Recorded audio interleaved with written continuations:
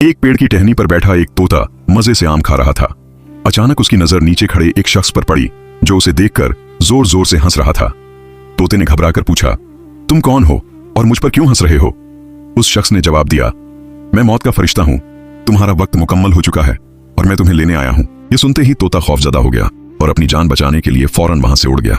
उड़ते उड़ते वह एक पहुंचे हुए दरवेश के पास पहुंचा और गिड़गिड़ाकर बोला, हुजूर, खुदा के लिए मुझे बचा लीजिए। एक शख्स मेरे पीछे है और कह रहा है कि मैं तुम्हारी मौत हूं और तुम्हें लेने आया हूं। दरवेश को उस पर रहम आ गया। उन्होंने कहा, घबराओ मत, मेरे हाथ पर बैठो, मैं तुम्हें पलक झपकते ही 7 समंदर पार एक अंधेरी गुफा में पहुंचा देता हूं, वहां तुम महफूज रहोगे। तोता दरवेश के हाथ पर बैठा और उन्होंने उसे फौरन उस गुफा में पहुंचा दिया।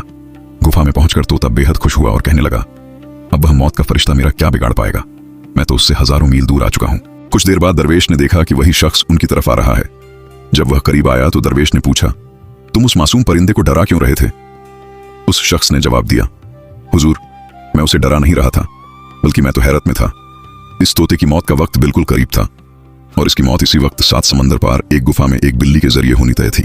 मैं सोच रहा था कि यह छोटा सा परिंदा इतने कम वक्त में उस दूर दराज गुफा तक कैसे पहुंचेगा, लेकिन जैसे ही आपने उसे वहां पहुंचाया उसका वक्त पूरा हुआ और एक बिल्ली ने उस पर झपट्टा मारकर उसे खत्म कर दिया। दरवेश यह सुनकर दंग रह गए और अफसोस के साथ बोले, मैंने तो उसकी मदद करनी चाहिए थी, पर अनजाने में मैंने ही उसे उसकी मौत तक पहुंचा दिया।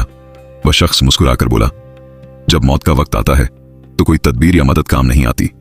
चाहे कोई बादशाह हो या फकीर, अल्लाह के फैसले से कोई नहीं बच सकता।